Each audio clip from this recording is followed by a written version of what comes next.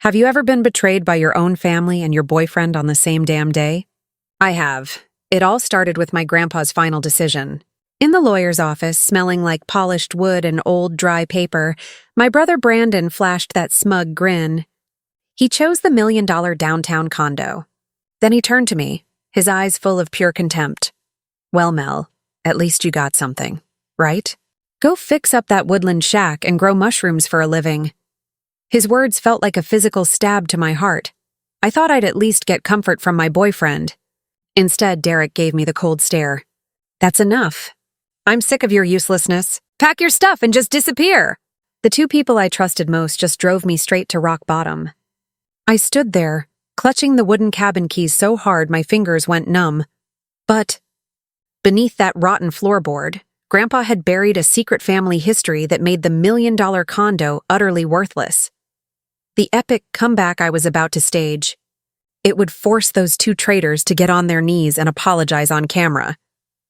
If you've ever faced betrayal from your family and your partner at the same time, hit that subscribe button. Let's witness this moment of justice together. Comment rage if you want to see these betrayers pay. The tension in that room was so thick you could cut it with a knife. I felt my chest tighten with every frantic heartbeat. The cramped office smelled like musty paper and old, expensive wood. It was like the past was haunting the place. The lawyer, a skinny middle-aged man in a gray suit, cleared his throat. He adjusted his heavy glasses and started reading the will of Henry Quinn. Grandpa spent his final years collecting artifacts, rare books, old maps, and things of historical value. My brother Brandon was sitting next to me, leaning back with that self-satisfied look. I've always been compared to him, the logical one, the one who only cared about cold, hard numbers. I, the history geek, always felt like his blurry shadow, constantly dismissed. Henry Quinn leaves two major assets, the lawyer droned, his voice flat, like he was announcing a death sentence. Brandon Quinn has the first choice, a luxury downtown apartment, worth over $1 million, or the old cabin in Brentwood, including the land and everything inside. Brandon smirked, shooting me a look that said I deserved absolutely nothing valuable. The remainder goes to Melanie Quinn. I went pale. Brandon chose the apartment. He left me a rundown cabin we only visited for summer holidays. This had to be a mistake. What was I supposed to do with a crumbling shack in a remote town? Brandon burst out laughing. Seriously, Mel? At least you got something, right? Go fix up that woodland shack and grow mushrooms for a living. I stayed silent, my throat constricted. Why did Grandpa let Brandon choose first? Did he really think I was only worth the leftovers? Everything happened in a flash. The lawyer pushed the confirmation papers across. We had to sign to legally seal the choice. No complaints. Brandon shrugged, signing with his sharp, confident signature, locking his victory. My hands shook as I signed, like I was accepting my fate. Brandon, satisfied with his $1 million prize, stood up. He tossed a line over his shoulder as he walked out. Sell that dump, Mel, before the taxes swallow you alive. The lawyer handed me the heavy keychain. It felt cold in my hand. I walked out of the office, the bright sunlight stinging my eyes, but it couldn't lift the heavy weight in my soul. Derek was waiting on the curb, hands shoved in his pockets, his face dark. So? He snapped, not even looking at me. I told him about the will, my voice trembling. Derek's eyebrows knitted, and then he exploded. A wooden cabin in Brentwood? Are you kidding me, Mel? Can't you do anything right? The apartment was the asset. You got the trash. I totally get why you got the leftovers. You have nothing going for you. His words cut deeper than Brandon's. It was a fresh, brutal wound. I always tried to be a good girlfriend, but Derek, the slick realtor who only respected money, never appreciated me. He always criticized me for being weak. Derek, please, I pleaded, but my voice broke. He held up a hand. That's enough. I'm sick of your uselessness. Pack your stuff and disappear. I'm done carrying dead weight. I froze. My whole world felt like it was collapsing. The traffic noise was deafening, but all I heard was my own frantic heartbeat. No money, no support, just the keys to Brentwood. I quietly collected my few belongings. I drove alone to that town, not knowing that this quiet place would change my life forever. If you've ever been pushed out of your own life, drop a comment and share your story. So I drove. I ditched it all, the glossy city, the sweet talk lies, and the people I thought I knew. But there was this weird pull. Through my teary eyes and the long highway to Brentwood, I felt a kind of calling. Not to some scary blank future, but to a mysterious past. It came from the very wooden cabin I thought was my curse. Was Grandpa trying to send me a message? A truth hidden behind those old rotting walls? A secret that only a broken heart like mine could possibly feel right now? The trip was long and exhausting. Gray landscapes blurred past the window, but my mind was stuck on Grandpa, his gentle eyes, his warm voice talking about ancient maps on those summer afternoons when I was 10. Maybe this place wasn't the end of the road. Maybe it was the damn gateway to finding who I really was. When the tires finally stopped, the sun was already setting. Brentwood was silent, hauntingly still. The town welcomed me with a lonely emptiness. The houses were leaning, the paint was peeling off. It felt like time had literally frozen here, and I had to ask myself, what was really waiting inside this creepy quiet? Because the thing I was about to find, I knew it wasn't just money. It was a truth that would stop everyone dead in their tracks. I stepped out of the car and looked around. Grandpa's cabin was far in the distance, swallowed by a jungle of weeds. It looked grim, totally unwelcoming. Old, abandoned by everything. Dragging my heavy suitcase, I walked towards the house. My heart was hammering with anxiety. I felt unsafe and utterly alone. What was waiting for me inside? Could I find any purpose here? I walked slowly around the house. The paint was chipped, the shutters were hanging loose, the yard was a mess. Everything screamed failure. I totally expected the inside to be depressing, but when I opened the door, I was genuinely shocked.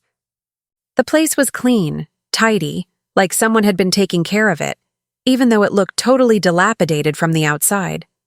There was no sense of true decay. The cabin was dusty, sure, but it carried Grandpa's familiar warmth. The room smelled of old wood and dust, but zero mildew. The furniture was dated but solid and well-preserved. Black and white photos lined the walls, showing the faces of my grandparents and strangers. I felt my family's history, watching me from the depths of time. While clearing out his study, my hand brushed against a loose floorboard in the corner. The board was perfectly flush, blending right into the hardwood. I tried to lift it, but it wouldn't move. It took some serious force to find a hidden switch underneath. A dry, sharp clack echoed through the silent house. It actually made me jump. The room was eerily quiet. A wave of cold, musty air rushed up from beneath the floor, carrying the sharp scent of old wood, aged leather, and something ancient. My heart was pounding.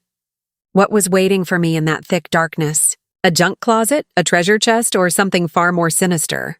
I took a deep breath, and with all my strength, I wedged the board open. And what I saw in that darkness, it didn't just change my life, it shook our entire bloodline. That treasure was worth 100 times Brandon's condo, but what really drove him insane was a different secret, one I couldn't even imagine yet. It wasn't just a closet. It was an antique vaulted cellar stuffed with artifacts. Wooden shelves stretched floor to ceiling, stacked with ancient books, ceramic jars, inlaid boxes, bronze mirrors, and carved pens. And in the most sacred spot, under a faded velvet cloth, sat a sparkling gold crown, intricately carved down to the smallest detail. It had this strange magnetic pull. I couldn't look away. But the real kicker was an old, rolled-up goatskin map tucked right under the crown's base. It had a bright red X marking a place called Cadiz. I had never heard of it. I kept thinking, what's the true value of all this stuff? And why did Grandpa hide it? Was this Cadiz map the real key to a secret even bigger than the jackpot I just stumbled upon? Some books had finely embossed leather covers. Others were just simple paperbacks. I stood frozen in the doorway, overwhelmed. I walked in, my hands trailing over the objects. I felt the roughness of the old leather and the soft texture of the goatskin map. I had no idea Grandpa had a stash like this, let alone the sheer scale of it. But the moment I thought I'd found everything, a huge question hit me. Why? Why did he hide all of this in such a bizarre way? And why did he choose me? The one everyone dismissed to entrust this secret to? Maybe the real answer wasn't in the gold. It's in that mysterious iron box I'm about to open. It will make me realize this treasure was just the very tip of a giant iceberg. I always pictured him as just a retired businessman who liked collecting old knickknacks. But this cellar told a different story. Intellect, a fierce passion for history, and a dedication to preserving a legacy. The smell of centuries-old artifacts was intoxicating. It pulled Melanie, 32, the history buff, into a world of pure discovery. I mean, I wasn't even a collector. But down here, surrounded by hundreds of those ancient books, jars, and carved pens, I was desperate to know the stories behind them. Some maps were in English, others were in weird foreign scripts. I recognized French and German from college, but then I spotted scrolls in Latin and ancient Greek. Are you kidding me? I carefully picked up a rolled-up goatskin map. The edges were yellowed, but the ink was perfectly clear. It was a 16th century trade route map. It detailed the path to the port of Cadiz, Spain, a major Renaissance trading hub. I spent hours just looking. I kept thinking, how did Grandpa Henry, a retired businessman, even acquire this massive collection? I knew this cellar wasn't just some dusty storage unit. It was a piece of history, a key, a way to understand my family and myself. It was the secret he left just for me. I needed the next step. I kept exploring the old cabin. The vault downstairs was huge and dry, shocking for such an old house. I stepped down the creaky stairs and looked around. In the center, sitting on a stone pedestal, was a massive iron box. It looked imposing, monumental, like it held the final family secrets. I walked up and ran my fingers over the combination lock. It wouldn't budge. I had no clue what the code was. This metal box was the next puzzle piece. Then it hit me. A flash. Grandpa always remembered birthdays. It was his thing. I tried punching in my own birthday. I turned the numbers, and I heard the faint click. The box opened. Inside? A stack of handwritten letters from Grandpa Henry, photos, documents, and diaries, all neatly tied with ribbons. My heart was pounding so hard I felt dizzy. I knew I had found something that was about to change everything. I immediately started with the letters. Through his words, I finally understood my real role. I was the spiritual heir. He explained exactly why Brandon got the condo. My brother was disconnected. He didn't cherish our legacy. The documents confirmed the artifacts had real cultural and monetary value. And then I saw the photos. Me as a little kid with Grandpa.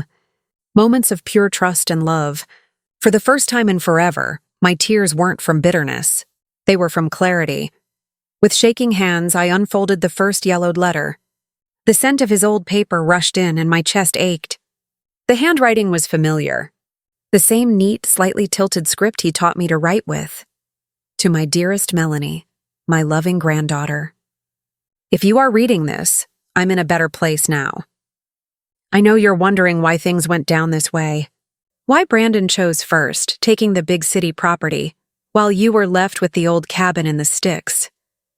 My tears started streaming, blurring the words. But it wasn't the pain talking anymore. It was this intense, warm feeling, a dam breaking inside my chest. I scrambled up, the letter clutched tight, and ran out of that vault, charging through the overgrown yard. I looked up at the sky, letting the hot tears roll down my cheeks, whispering through a choked sob. I get it. Grandpa, I finally get it. In that one moment, the crushing weight I'd been carrying just vanished. I wiped my eyes. I was stunned. It was like Grandpa knew I'd be reading it right then. He somehow saw through my heartbreak. I was desperate to read every single word. Trust me, my decision wasn't easy. I thought long and hard about being fair, about securing your futures. But ultimately, I learned that fair is relative. The real legacy isn't about money or real estate. It's about memory, history, and the connection to your roots. Grandpa Henry wrote that Brandon was always disconnected from our family values. He only saw dollar signs, career, and the high life. The downtown condo? Grandpa figured it would be his launch pad to achieve his goals. He even predicted Brandon would flip it. Fine. That was Brandon's path. But you, Melanie, he continued. He knew I was shocked by his choice. He told me this wasn't random. This is my true wish. You must continue my legacy. Brandon would never understand the value of what he saved. But I did. My love for history, my connection to our roots, that's what truly mattered. Do you remember those afternoons talking about the old maps? He saw that spark in me. That passion. I swallowed hard. I remembered those summer afternoons. Grandpa showing me old nautical charts. You have the eyes of a historian, he used to say, his eyes shining with pride. That memory hit me. He always believed in me. A gut-wrenching feeling washed over me. Part of me felt guilty for ever doubting his love, for thinking he abandoned me. But the other part felt this strange, deep gratitude. He hadn't just given me a treasure. This was a test. A complete trust that I was the one to understand our family's true value. Grandpa went on to explain that the Brentwood cabin wasn't just a shack that needed fixing. It was the symbol of our family, our history, our roots. Our ancestors lived, died, loved, and struggled within those walls. That house held their memories, their spirit. The secret vault? My pride and my pain, he wrote. I spent my life collecting these artifacts, preserving them carefully, dreaming they would belong to someone who understood their true worth. I know you can do this, Melanie. You will feel their soul. In the next part of the letter, he gave me instructions about the gold ring in the wooden box. It belonged to a 15th century king. Take it to auction, he wrote. The money will be enough to open your museum and live without a worry. But the ring wasn't the jackpot. The royal crown in the vault, that is the soul of everything. He confirmed the lock code was my birthday. He also mentioned the documents that proved the value and urged me to find an appraiser. I rushed back to the wooden box. My birthday. Click. It opened, revealing the shimmering gold ring and piles of legal documents. I found old bills of sale, deeds, and records. One note mentioned the goatskin map belonged to a noble family who owned this land centuries ago. Another document showed the ancient books were gifts from the American Revolutionary War era. Slowly, the scale of this legacy hit me. This wasn't just a collection. It was a priceless historical treasure. It was mine, but the photos hit me hardest. In an old album from the iron box, I saw countless pictures of little me with Grandpa Henry, walking in the woods, fishing by the river, baking in the kitchen, laughing. In one picture, I was about 5, sitting on his lap, glued to an old map. My face was pure wonder. My eyes were full of love and trust.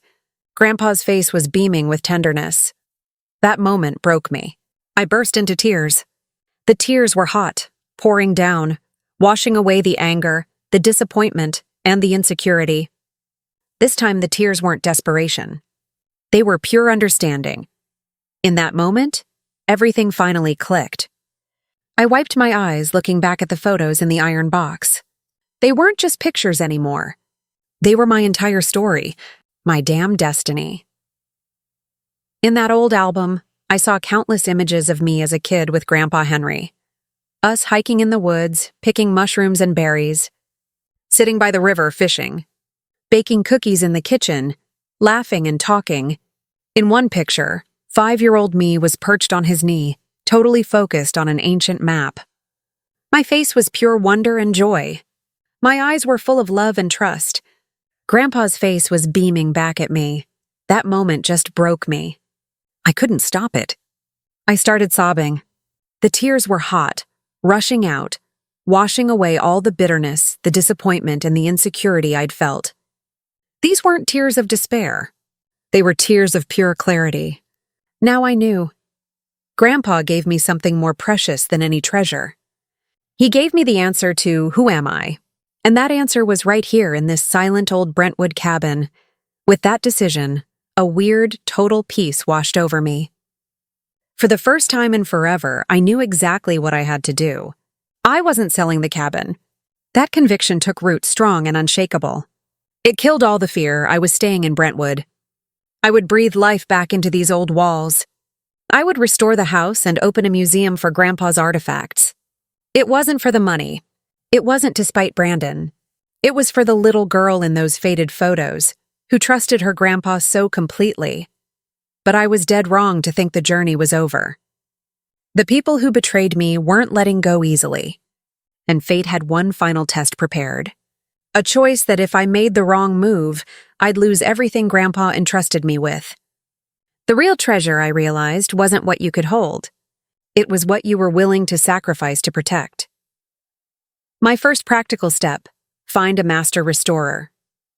The locals were wary at first, but they started warming up when they saw how genuine I was about bringing the place back to life. An old lady nearby, Agnes, introduced me to a craftsman named Jonah. "He's the gold standard," she swore. Jonah was quiet, but he knew his stuff. After checking the place, he nodded. "Lots of work, but the bones are good. It'll last." I sighed in relief. We set the timeline. Jonah would start next week. Next, I needed to appraise the artifacts. I called Lucas, a high-end antique appraiser from New York. One afternoon, we were sitting at my old kitchen table, poring over the goatskin map. Lucas pointed at a tiny symbol and smiled. "That's the mark of a 16th century Spanish merchant. Did you know Cadiz was the main hideout for gold from the New World?" I laughed. "He even mimicked an old-timey sailor." In that moment, I felt this rare, incredible connection. We didn't just share a passion for history. We shared joy in the smallest details. The New York auction hall was dazzlingly bright, buzzing with hushed voices. I sat in the front row, clutching my hands so tight. My heart was racing as the auctioneer held up the glittering 15th century king's ring. Starting bid, $1 million. The bids flew. 1.5 million, 2 million, 3 million. Then a sudden voice from the back screamed, "4 million!" I gasped, vision blurring. Finally, the hammer dropped. $4.29 million. The room erupted in applause. I was shaking, proud and completely stunned. Grandpa's legacy just bought me a brand new future. Lucas returned to Brentwood 2 days later. The bespectacled appraiser carefully examined the vault, flipping every artifact, scribbling notes. I watched him, my heart hammering. Finally, Lucas looked up and smiled. "You've got the real deal here," he said. "Some of this stuff is utterly unique." I barely dared to breathe. Take this, for example. He pointed to the Cadiz goatskin map. "In this condition, it's beyond rare. How much?" I finally whispered. He paused, looking straight at me. "It's hard to say exactly, but I'd estimate no less than a New York suburban mansion. A map." My mind was spinning. How much was the rest of this vault worth? The sheer value of this legacy filled me with shock and excitement. Lucas offered to help with the appraisal and sales, explaining auctions and the collectors who'd pay anything for a piece this rare. I thanked him, but I needed time to think. I had a museum dream now. That afternoon, I decided to contact Uncle Peter. Grandpa Henry mentioned him in a letter. I found his number in an old address book from the iron box. Uncle Peter was thrilled to hear my voice. He remembered little Melanie and spoke so fondly of Grandpa. "I always knew that cabin had something special," he said. "Your grandpa was a wise man. He always said, 'The biggest asset isn't cash, it's memory.'" I told him everything, the vault, the letters, the plan. He listened intently, then offered his full support. "I may be far away, but I can advise you," he said. "I've got the connections. I can vet the right people for paperwork and legal stuff." I was so grateful. I finally felt like I wasn't fighting this alone. I had an ally who truly cared about our history. The news about the $429 million ring auction hit Brandon like a train. He was sipping champagne in his $1 million condo when his phone rang. He heard the number. His face completely drained of color. A red vein pulsed hard on his forehead. He whispered, his voice terrifyingly low, "4 million. For one ring? So the whole damn vault." His hand started shaking violently. Pure envy and crushing regret choked him. The champagne glass slipped from his fingers. It shattered on the marble floor like his $1 million fantasy. That night, he called. sweet as honey at first. Hey Mel, remember playing at Brentwood when we were kids? It's all about the memories. How about a swap? The cabin for the condo? I shut him down immediately. I'm perfectly happy with the cabin, Brandon. His voice snapped instantly. You're being selfish, Mel. That crown, those artifacts, they are the family legacy. I'm the rightful worthy heir. He snarled, I'm suing you. You won't get away with this. I kept my voice calm. Did you forget the legal agreement you insisted we sign? Agreed by both parties, no future claims. He sued anyway. But my lawyer, Uncle Peter's recommendation, was ruthless. She walked in and presented the signed contract with Brandon's signature. The judge didn't hesitate. He slammed the gavel. Motion denied. Brandon's face was chalk white. He walked out of that courtroom defeated, muttering, You won, Mel. I looked out the window of the cabin that night. The quiet was heavy. The fire crackled in the hearth, its light dancing. It was Grandpa's soft whisper, You did good. Justice was served. I felt this deep sense of freedom and overwhelming pride in my family's legacy. Then, the final test walked right up my porch. Derek showed up with a cheap bouquet, flashing a sickly, forced smile. Mel, I messed up. I stopped what I was doing and turned. My gaze was icy, sweeping from his face down to the pathetic flowers. Your only mistake, I said, my voice steady, completely flat, was ever thinking that money is the only thing that matters. Derek's face fell instantly. You don't understand. No, I cut him off. You're the one who never understood. I turned my back and walked inside. The wooden door closed sharply, locking him and his pathetic apology right out of my life. Furious, Derek started spreading rumors about my sudden greed, but Lucas was already prepared. He publicly shut down the lies in the local paper, defending me like a knight. I just smiled, confidently stepping over my old trauma. I stood by the window that night, staring at the stars, and saw Grandpa Henry's smile. Lucas walked up, placed a hand on my shoulder. His voice was low. After Brandon's lawsuit, are you okay? I turned. My heart fluttered at the genuine concern in his eyes. Later, by the crackling fireplace, we studied the Cadiz map. Lucas told me about his mother, an archaeologist who died too young, and why he loved history so much. I realized he wasn't just my partner in crime. He was the person I wanted to share my entire life with. But one night doubt hit me.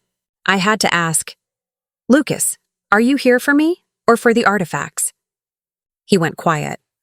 Then he pulled an old carved quill pen from his pocket, engraved with my name. He put it in my hand. For you, Melanie. I blushed. I knew then. His love was real. We started dreaming about the Cedar House Museum, a place to honor Grandpa's last wish. Our love was the biggest drive now. I decided I was staying in Brentwood, restoring the cabin, building the museum. We tied the knot in a small, simple ceremony right there at the cabin. Lucas put a ring carved with the Cadiz map on my finger, a promise to be by my side forever. Finding land for the museum was tough, but the Brentwood community, moved by our story, donated a central piece of land. I folded up the map, turned off the lights, and went to bed, my heart full of hope. I slept soundly. I dreamed Grandpa Henry said, I trust you, Melanie. In the dream, I saw the royal crown secure in a museum display case, protected by modern security. Collectors offered tens of millions, but Lucas and I simply refused. We have enough. Our only mission is to preserve my grandfather's legacy. I woke up the next morning. Light and happy, the Cedar House Museum became a landmark, attracting international scholars, students, and historians to study the rare exhibits. From the girl who was totally dismissed, I became the keeper of memory, living a meaningful life with Lucas, fulfilling Grandpa's will, auctioned the ring to start the museum, leaving me financially free. This was just the beginning. The cabin they mocked became the ultimate answer to every betrayal. True value isn't found in what shines brightest, but in the eternal cultural legacy that greed can never touch. If you've ever been underestimated, betrayed, or are fighting for a greater truth. Hit subscribe now! Help us spread this story of justice, resilience, and how legacy healed a broken heart. But the story isn't over yet. The next installment is going to drop family secrets so shocking, they'll make everything you've just witnessed look like the tip of the iceberg. You absolutely do not want to miss the reveal. What should Melanie do next? Should she sell the remaining treasure for the ultimate revenge, or preserve the legacy for the ultimate victory? Comment "revenge" or "preserve" below to join the debate.